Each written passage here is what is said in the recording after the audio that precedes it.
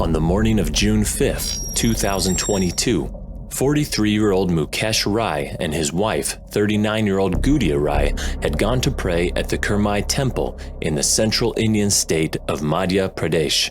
The area is known for its varied topography, including river valleys, small peaks, and dense forests. More than a third of this large Indian state is covered in trees and is populated by a wide range of flora and fauna not found anywhere else across the country. The forests are home to animals like the porcupine, fox, wild boars, bison, and the infamous Indian sloth bear. The sloth bear is one of 8 species of bears and is a native of the Indian subcontinent. The animal is a vicious predator, weighing close to an American black bear at around 300 pounds and measuring over 6 feet in length. It is distinguished by its disproportionately large claws relative to its body size. These claws can be more than 5 inches long and are a natural adaptation to dig up termite mounds and insects. They are also a formidable weapon in case of an attack, helping the bear rip through skin and open up its prey's body with one deep scratch. A disturbing fact about the sloth bear is that it is known to be the most aggressive to humans among bears around the world.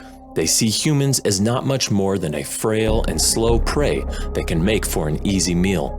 On that fateful early morning at 6 a.m., Mukesh and Gudia decided to go on a stroll a few kilometers outside their house and visit the Kurmai temple nearby to pray. The place was several minutes away by foot, and the couple thought this was a good time to catch up with a romantic walk on their way to the temple. However, the path they intended to take went through the thick forests of the Panna National Park, and they were blissfully unaware of the danger of walking through it alone in the early hours of the day. Sloth bears are nocturnal animals that hide and sleep in the jungle for most of the day, but it was still regarded unsafe to tread amongst the trees at the crack of dawn when the bears were likely still awake. At 6:30, Mukesh and Gudia made their way back from the temple. The area was mostly empty and the town had not yet woken up. Bears were the last thing on their mind as they took their first steps towards their house. The couple walked among the forest, making their way through the branches and fallen trees. The place was eerily silent, unusual for the bustling and busy central Indian city. They were only about half a mile from their house when they heard some commotion among the leaves. Mukesh looked around but dismissed the sound as a farmer or gardener working at the park. Then, as they were less than 2 kilometers from home, Mukesh heard a terrifying growl from his left. He looked and saw a large mass of black fur jump at his wife Gudia. The scene turned from a calm ambience into a nightmare within seconds as his wife screamed and pleaded for help. The bear had lunged at her out of nowhere, taking aim for her neck and plunging its sharp claws deep into her neck. She was overcome with the massive weight of the bear and collapsed to the ground.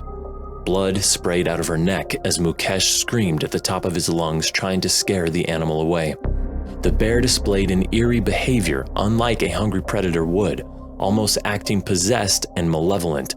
It tried to scratch at Gudia's torso and face, inflicting as much pain as it possibly could. Mukesh was frozen in fear for a short few seconds, watching his wife being devoured by a vicious forest predator. Gudia was being mauled and eaten alive, with the bear growling at her with every piece of flesh it bit off. Mukesh looked around for large rocks and managed to throw them at the bear from a distance, but the bear refused to let go, as bite marks and claw scratches started to fill Gudia's body. She lay there on the forest floor in a pool of blood, losing consciousness fast. Mukesh cried and called for help, but it seemed as though there was no one hearing his screams. He realized no help was coming, and it was down to him to save his wife's life. He jumped at the bear from behind, trying to tackle and punch it. The bear was momentarily thrown off, stepping away a few feet. Mukesh saw the opportunity to drag his wife to safety and pulled her blood-sodden body by the hand away from the bear. But the respite was short-lived. The animal ran toward him and jumped at him in a similar fashion as it did with Gudia. It immediately went for the neck, trying to end his life as swiftly as possible. Its razor-sharp claws plunged deep into Mukesh's soft neck, damaging his spine and nerves and paralyzing him. Their fate had now been sealed, as Gudia had lost consciousness and Mukesh lay paralyzed and helpless, bleeding away as the bear circled their dying bodies in a cynical fashion. Villagers nearby had heard the commotion by this time and reached the spot where the screams were coming from. What they witnessed at the spot was a gruesome sight. The bear guarded the couple's bodies, refusing to let go. It had dragged them to a pool of water a few feet away and nibbled and chewed at their bodies, taking out chunks of flesh bit by bit. The villagers tried to scare away the bear, throwing rocks at it in hopes that it would run away so something from their dead bodies could be salvaged. But the animal did not budge, and gunmen had to be called onto the scene to shoot the bear dead. The bear displayed erratic behavior, pulling their arms and smelling their bodies while showing frantic and jittery body movements. The bystanders and authorities tried to scare the bear away without having to kill it so they could study its odd behavior. After 5 hours of the terrifying ordeal, the animal was finally tranquilized and transported to a nearby vet research center for analysis. It was later found that the bear was in the final stage of rabies and had launched the attack out of confusion and irritation. It was in pain from the infection and likely did not kill the couple to eat them. After only a few hours in captivity, the bear died from rabies. But the news spread to the park rangers, who were ordered to close the park immediately and call back anyone working there. Fear of the infection spreading took over the town, and hundreds more animals had to be tested to make sure nothing else had contracted rabies. Authorities claimed that increasing deforestation had forced the bears to come closer and closer to human settlements in search of food. The central Indian state records some of the highest instances of bear attacks around the world due to the proximity of bear and human populations and the lack of proper regulation and safety measures. The attack was also attributed to the time of the year, as June was the month of the mahua tree flowering, where bears would come to feed on the trees and humans would try and harvest them for profit. It was a chain of unfortunate events that brought the sloth bear and the couple dangerously close, compounded by the disease the animal was suffering from. The news of the deaths spread across the country, and the gory nature of the attack added to the fear of bears in human populations that lived nearby. More than 50 sloth bear attacks had been recorded in the state consistently for 6 years since 2015, with several people in the area showing damaged limbs, scratches, and bite marks. The Indian government gave the family of the couple 400,000 Indian rupees in compensation, equivalent to around $5,000. But the news of the death devastated friends and family of the deceased. Their bodies could not be identified until later the next day, as their faces and bodies had been mauled beyond recognition. For Mukesh and Gudia, a casual morning stroll turned into a harrowing ordeal within a few minutes, as they died trying to save each other while being torn apart by a formidable forest predator, bringing them both to their terrifying final affliction.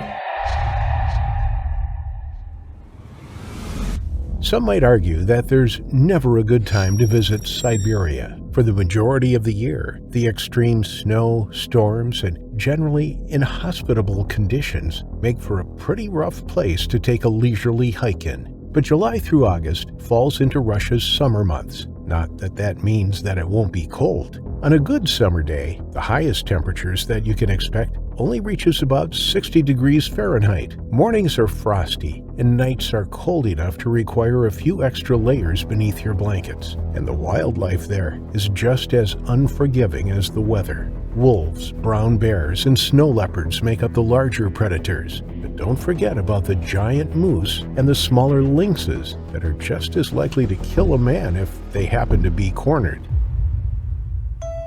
Today's events take place in the southern end of Russia, in the Cyan Mountains in Irgaki National Park, right in the heart of the Siberian region. It's a popular hiking destination, but it's not one for the novice hiker. Just like the rest of Siberia, it's rugged, cold, and filled with more dangers than most people can handle. The group of 4 hikers traveled all the way from Moscow to make a 2-week trip out there in the wilderness. But these were no city slickers who were biting off more than they could chew. Yevgeny Starkov, Anton Shelkunov, Pavel Zemchukov, and another unnamed man all grew up in the countryside. They were seasoned hikers, hunters, and they knew how to rough it out in the wild. Each of them made their way to the city because of their jobs and met each other at a hikers club. The four became best friends, since most of the members of the club were either on the older side or merely young people interested in getting outside the city for the first time. Yevgeny was the oldest of all, at 42, and the rest were all in their mid to late 30s. The four had a map hung up in Yevgeny's apartment, dotted with pins at all the mountains and spots that they wanted to scale and explore. For the past 2 years, the men made it their project to visit every one of the locations that they'd pinned on that map of Russia. They wanted to climb the Cyan Mountains eventually, but for this first visit, they thought it was wiser to trek out the park from one end to the other to get the lay of the land and an idea of what the climate was like. Next year, this time around, they would attempt to scale the mountains. The first week went just as planned. They fit everything they needed into their packs and set off, camping at a different spot every night. On the 8th day, the men settled next to a hilltop that had a river running beside it for 2 days, veering away from their usual routine so that they could do some fishing and rest their legs after spending 8 days on their feet trekking over the rocky and rugged terrain. The men were doing everything they should have to deter animals from being lured to the smell of their food. But after the first evening, an animal already found the place where they'd buried their food scraps. Another had dug into the covered hole that served as their toilet, too. The entire wilderness seemed to be aware of them already, and they'd been there less than 24 hours. But since the scratches on the ground where the animal had dug looked like it was made by a small animal, and they'd only spotted 2 moose stopping for a drink of water, they weren't all that worried about anything more dangerous. But that was a big mistake.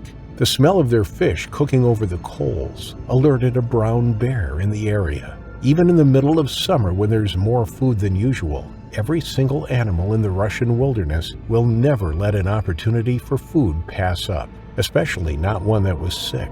Something was very wrong with this adult male brown bear. Its eyes were bloodshot, probably from a raging fever. It was foaming at the mouth, and it was unusually aggressive. Whether it was rabid or had a parasitic infection that entered the brain, as bears are known to be susceptible to, no one knows. On the second evening, the bear began to lumber through the trees, following the smell of cooked fish. All night it walked until it finally reached the camp just as day broke. The group had just finished breakfast and were about to get packed up. Anton and Pavel were rolling up the sleeping bags to put them back in their packs, while Yevgeny and the other man went to disassemble the first of the 2 tents. Just then, the massive hairy beast burst through the trees. Everyone stopped what they were doing, utterly bemused and caught off guard that they were suspended in a moment of dumbfounded shock. The bear took one look at the 4 humans and let out a deafening roar of fury, the foamed spit around its mouth flying out at the force of its breath, and then it charged straight at Yevgeny, who was closest to the tree line. Everyone scattered, all gunning for the rocky outcrop. Everyone knew that their only chance to make it out alive was to get to higher ground. They carried no weapons besides their utility knives, and that wouldn't do any good against this enormous specimen of bear. The bear gave an angry swipe at Yevgeny, knocking him off his feet and breaking his jaw instantly. The crack of his jaw snapping sounded through the forest like a gunshot. The bear left Yevgeny to chase the men that were running toward the hill. But with all of them heading in a different direction, it was confused about which one to focus on. It hesitated for a second, then turned back to Yevgeny, who was knocked out cold on the ground. It took Anton and the others only 3 minutes to make it to the top of the hill, and only then did they realize that Yevgeny wasn't with them. They peeked over the edge of the sharp rock down to the camp, and even from up there they could see the horror playing out underneath them, clear as day. The animal was tearing chunks of flesh out of their friend's abdomen. Even through all the blood, the flecks of white saliva were still sharply visible around the bear's mouth. For what seemed like forever, they could only stare and listen in absolute disgust and horror at the sounds of their friend being consumed right before their eyes. Pavel got to his senses first. Whispering words of comfort and sense, he kept the other two from going into a full panic. Even if Yevgeny was alive after that first swipe, he was certainly dead now. There was no question about that. The only mercy he had been spared was that he was unconscious when he died. The only chance they had to make it out against a possibly rabid bear was to escape while it was preoccupied with eating their friend. The hike to their scheduled stop was 9 hours of hiking away. They could make it before the day was out. Staying put wasn't an option. The weather was too unpredictable to wait a few days for help to arrive. Staff at the rest point were unlikely to call in for help for at least 48 hours after they missed their check-in. All of their supplies were down at the camp. They had no water, no food, and they weren't even wearing shoes. And if they were caught at night wearing only their light underclothing, they'd be dead from exposure for sure. There was just no other way. They took one last look over the outcrop. The bear had made himself comfortable, sitting on its rump, gnawing at Yevgeny's left leg, almost like it was taking its time to savor its meal. They began to walk. The sounds of bones cracking, flesh squelching, and the satisfied growls of a feasting bear fading away in the background. What should have been a 9 or 10-hour hike was completed in just 7 hours. They'd walked right through their socks, and their feet were bleeding by the time they got to the cabin. There, the older couple who manned the station were appalled at the state of them, and even more horrified when they heard what had happened. But the chances of retrieving Yevgeny was virtually zero. Not only had the bear had 7 hours to do what he wanted with the body, the weather was starting to turn bad. In typical Siberian fashion, an unexpected storm rolled in just as the trio were airlifted out of the area. The chopper just couldn't risk flying back into the rain and mountain winds that were drenching the area. When they did finally get to the camp, the bear was long gone, and it had taken Yevgeny with it. The rain had washed away all signs of a spoor to follow, but still they tried for 5 days before finally admitting defeat when the next storm came rolling in. Yevgeny was gone, and all that was left behind was a ruined tent and a map of Russia filled with plans that were never fulfilled. Animal attacks come in all shapes and sizes. Not only are people killed by the largest, most fearsome predators, but they can succumb to the smallest of beasts, too. In British Columbia, there is a silent but deadly killer, one that is more common in Africa and Asia than in Canada, but one that will torture its victims before they finally succumb. It is a virus, invisible to the naked eye, the rabies virus. It has been eliminated from domestic dogs and all wild animals in British Columbia except for bats. Bats are still carriers of the disease. In fact, it is estimated that 13% of the bat population in BC is thought to be infected with the deadly virus.